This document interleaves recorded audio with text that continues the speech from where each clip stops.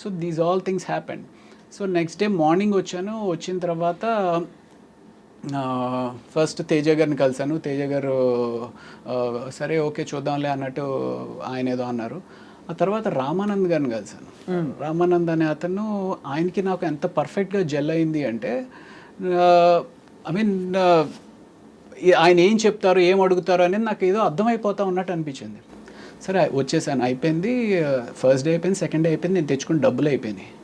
అక్కడ ఒక assistant director పరిచయం అయ్యాడు. తనతో అన్న ఏంటండి ఇది 3 రోజులు అయిపోయింది ఏం చెప్పట్లేదు, నా పరిస్థితి ఏంటి, నేను ఎక్కడ ఉండాలి ఏంటి అంటే, ఎక్కడ ఉంటావు, నాతో వచ్చేస్తావా, ఉస్మానియా యూనివర్సిటీ హాస్టల్లో ఉంటాను, నాతో వచ్చి హాస్టల్కి వచ్చా అని చెప్పేసి అన్నాడు. ఆ అబ్బాయి ఒకవేళ ఇది ఇవ్వకపోయినా సరే నేను వెళ్ళిపోయేవాడినేమో వెనక్కి.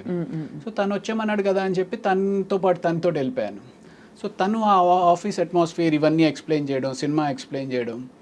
సో అలాగా everything was just as if it was arranged for you, arranged dots అన్ని కనెక్ట్ చేస్తే ఇప్పుడు. Exactly. But first film when it didn't work out and you wanted to ఎలాగో ఆ పట్టుదలతోటి, ఆ తర్వాత ఏం జరిగిందంటే మీకు ఎలా భరోసా వచ్చింది that I will be fine అని?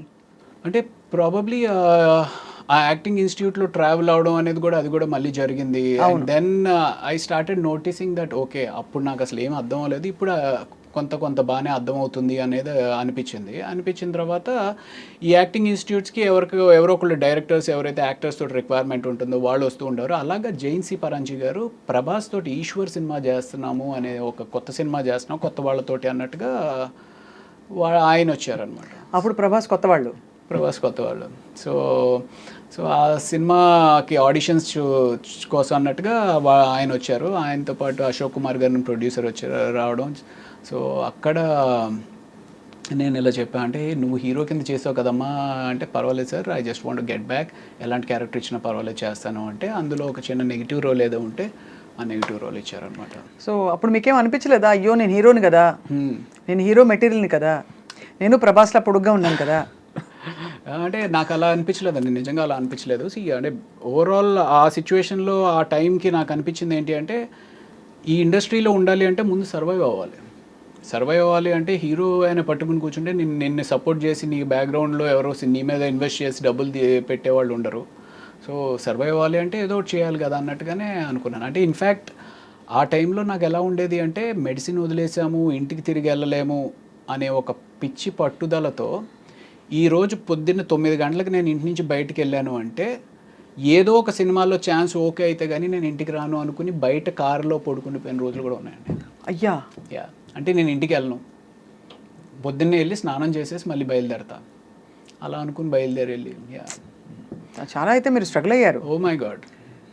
But mentally what was your state of mind? అంటే ఎక్కడైనా I want go back to my profession, medicine నేను ప్రాక్టీస్ చేస్తాను, ఇంకా చదువుతాను అంటే ఒక 2 years దీని మీద ఇన్వెస్ట్ చేశాను అనమాట. 2 years ఇన్వెస్ట్ చేసిన తర్వాత ఇట్ వాజ్ మధ్యలో ట్రై చేశాను, మేబీ పీజీ ఏమైనా ట్రై చేసి ప్రిపేర్ అవుదాము, పోస్ట్ గ్రాడ్యుయేషన్ ప్రిపేర్ అవుదాము అనుకుని ఒక 2 weeks పుస్తకాలు తెరిచాను. బట్ ఒకసారి ఆ రిథమ్ బ్రేక్ అయితే మళ్ళీ ఆ రిథమ్ రావడానికి ఒక 3 నెలలు పడుతుంది. బట్ తర్వాత ఎక్కడో మీరు హౌస్ సర్జన్సీ చేశారని? House surgency is just part of medicine కదా, ఫస్ట్ గ్రాడ్యుయేషనే కదా. అదే, సో ఇట్స్ జస్ట్ ఇంటర్న్షిప్ లాగానే. సో మీరు బేసికలీ అయితే అంటే, but you had all the qualifications to become a practising doctor. Correct. But ఒక్కవేళ యాక్టింగ్ కాకుండా మీరు స్పెషలైజేషన్ తీసుకుంటే ఏం తీసుకునేవారు? నాకు ఎండోక్రోనాలజీ కానీ డర్మటాలజీ కానీ ఇంట్రెస్ట్ ఉండింది. ఓకే, డర్మటాలజీ చేస్తే బాగుండేది కదా మా అందరికి కూడా, మీరు ఏం చెప్పాలి. సో అలా మరి మొత్తం ఇప్పుడు మీకు మందులు మీరే వేసుకుంటారా? మోస్ట్లీ అంటే యు నో నౌ కదా everything. That's one common question మనకి చాలా మంది అడుగుతూ ఉంటారు, సార్ డాక్టర్లు వాళ్ళే ట్రీట్మెంట్ చేసుకుంటూ ఉంటారు. అన్ని వేళలా అవ్వకపోవచ్చు కానీ మోర్ ఆర్ లెస్ ఆ బేసిక్స్ అన్ని మాకే. ఇప్పుడు నేను మెడికల్ ఇంటర్వ్యూస్ చేస్తానండి, I have done about 2000-3000 medical interviews వేరే చోట. I think I'm half a doctor. ఏమీ తెలియని నేనే అలా అనుకుంటే, మీరు యాక్చువల్గా డాక్టర్ అయింది ఇంకా ఎంత అనుకోవాలనుకుంటాను. అంటే యూజువల్గా మనకి దగ్గు, జలుబు, జ్వరం ఇలాంటివి ఏమన్నా సరే మనమే చేసేసుకుంటాం. చిన్న ఏమైనా ఎలర్జీస్ కానీ అలాంటివి అన్నా సరే మనమే ట్రీట్ చేసుకుంటాం. ప్రభాస్ గారితో మీ first film how was your experience meeting Prabhas first time? అప్పటికేం తెలియదు కదా, అందరు కొత్త వాళ్ళు. అంటే నేను నా ఫస్ట్ సినిమా ఏదైతే నా ఎక్స్పీరియన్స్ ఉంటుందో సేమ్ అంటే ఒక నైవ్గా అమాయకంగా ఎవరేదో చెప్తున్నారు ఏంటి. ప్రభాస్ కూడా సత్యానంద్ గారి దగ్గర స్టూడెంట్ యాక్చువల్లీ. అవును. సో అలాగా అప్పుడు తను వచ్చినప్పుడు అలా ఉండేవాడు. బట్ తను మంచి పర్సనాలిటీ అండ్ అంటే తను వాక్ చేసినప్పుడే నాకు అనిపించేది, ఓ మ్యాన్ అసలు ఎంత మ్యాన్లీగా ఉంది తిని వాక్ అనేది. నాకు అప్పుడు ఒక మారుతి కారు ఉండేదన్నమాట. షార్ట్ గ్యాప్లో వచ్చి తను కార్లో పడుకునేవాడు. అంటే రాత్రంతా అంటే ఈ షూటింగ్ టైర్డ్నెస్ తోటి ఇంకొక 2 గంటలు పడుకొనిస్తే బాగుండు కదా అంటూ ఉండేవాడు అనమాట తను. So yeah, that was a wonderful experience. ఎలా అనిపిస్తుంది అంటే today he's one of the biggest pan India pan world super star. ఇప్పుడు if you met him Ravi garu, would you have the same vibe? Because you sort of started off together. ఇద్దరికి ఈ మధ్య అంత పరిచయం ఉంటుందంటారా? I don't know. You don't know. You haven't probably been in that situation yet. So Eshwar తర్వాత క్యా హువా? ఈశ్వర్ తర్వాత అందులో నెగిటివ్ రోల్ చేసిన తర్వాత వైవిఎస్ చౌదరి గారు సీతయ్య అని చెప్పి హరికృష్ణ గారితో ఒక సినిమా చేస్తా ఉన్నారు. అవును, సీతయ్య తెలుసు కదా. సీతయ్య ఎవరి మాట విండు, సీతయ్య మేము వాడుకుంటాం. కానీ నేను సీతక్క అని మార్చుకున్నా నా గురించి. ఓకే. సో ఆ సినిమాలో ఒక సిమిలర్ నెగిటివ్ రోలే. బట్ ఆ నెగిటివ్ రోల్తో పాటు ఒక వండర్ఫుల్ సాంగ్ అండి, కీరవాణి గారు కంపోజ్ చేసిన సాంగ్, ఆదిశంకర్లో సౌందర్య లహరి అని చెప్పి ఒక సాంగ్. ఆ సినిమా దట్ హ్యాపెండ్.